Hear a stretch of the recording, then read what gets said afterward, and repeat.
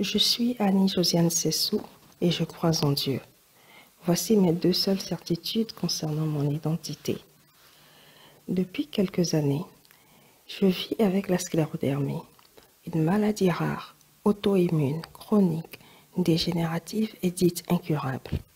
Je suis cependant persuadée que je guérirai, car je crois en Dieu, à qui rien n'est impossible. Et puisque je crois, je verrai la gloire de Dieu. Ma quête de guérison m'a conduite dans les profondeurs de mon être, là où je suis véritablement moi, sans artifice ni fioriture, sans déguisement ni faux semblant, moi, dans ma plus simple expression. À ma grande surprise, au fond de moi, j'ai rencontré quelqu'un d'immensément plus grand que moi, qui ne sommeille ni ne dort. J'y ai rencontré Dieu. Il m'y attendait, patiemment et sereinement, avec un message clé. Je t'aime, mon enfant. Alors que je croyais le trouver ailleurs, il était là. Il y avait toujours été, il y sera toujours. Dans les profondeurs de mon être, j'ai vu l'amour de Dieu et j'en ai été bouleversée. La grandeur et l'immuabilité de cet amour nous effraient souvent. Cela nous paraît même suspicieux. Comment se fait-il que Dieu, l'être suprême, nous aime nous, petite créature de rien du tout, qui n'avons rien à lui offrir? Qu'avons-nous fait pour mériter une pareille considération?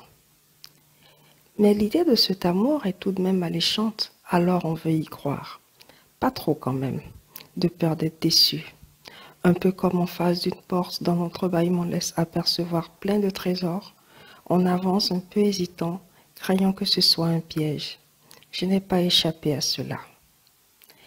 Malgré ce que j'ai vu au fond de moi, cela m'a pris du temps pour pouvoir me dire que Dieu m'aime. Non plus dans un élan d'espérance, mais plutôt dans un sentiment d'assurance et de confiance. Et même encore parfois, j'ai tendance à retomber dans l'espérance de cela. Par contre, désormais, lorsque cela se produit, je sais où aller pour rectifier le tir. Au-dedans de moi, je l'y rencontre, lui, dont je recherche l'amour, le seul par lequel je désire vivre. Car l'amour de Dieu est la clé de toutes les énigmes. Je pourrais tout résumer à l'amour de Dieu. Non celui qu'il nous donne, mais celui qu'on accepte de recevoir de lui. L'amour que Dieu me donne est parfait, profond, total, désintéressé, incommensurable, immuable, éternel. En vivre pleinement, affranchi de toutes les chaînes, quelles qu'elles soient. Alors pourquoi je souffre? Parce que malgré mon désir ardent de vivre l'amour de Dieu, je n'ai pas encore totalement accepté cet amour. Je n'ai pas encore étreint pleinement cet amour. Mes diverses peurs me retiennent captive dans mon élan. Elles m'empêchent d'embrasser Dieu dans toute sa dimension d'amour, dans toute sa plénitude. Cela crée un fossé entre ce que Dieu me donne et ce que j'accueille de lui. Ce fossé, que dis-je, ce gouffre, est la source de mes souffrances. J'ai l'impression de me trouver sur une des rives du Grand Canyon, tandis que lui est sur l'autre rive. Il me tend les bras. Moi aussi. Mais la dépression nous sépare. Il faut que je vainque mes peurs pour franchir cet abîme.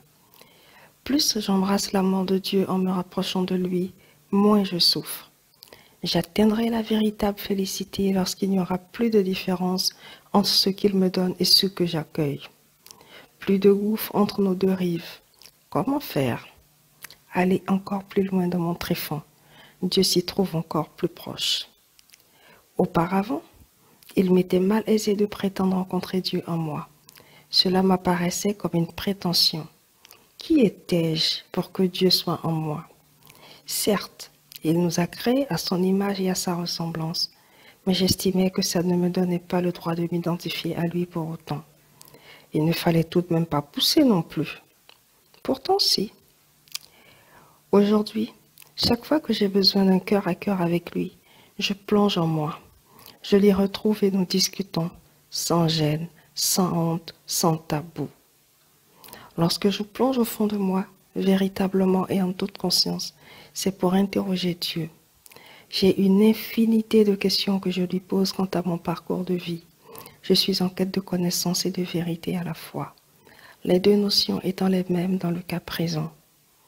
En rencontrant Dieu dans le tréfonds de mon âme, je ne peux m'empêcher de lui parler comme à un père, et c'est véritablement ce qu'il est. Abba, Père. Je l'affuble de tous les noms possibles. Dadichou, Papounet, le daron, papa d'amour. J'en ai besoin pour l'aimer, l'adorer, me confier à lui et m'appuyer sur lui, rien que lui. Mais aussi pour l'engueuler, le bouder, l'invectiver, en clair pour vivre avec lui. Dans cette rubrique « Agis envers le Seigneur », je m'adresse à ce Père aimant. Je le fais au gré des circonstances, de mes humeurs, espoirs, doutes, certitudes, desiderata. Ces discussions ont lieu à différents moments qu'à dessein, je ne date point. Elles ne reflètent donc pas toujours mon présent, mais ma réalité à un moment donné. Bonne écoute à tous.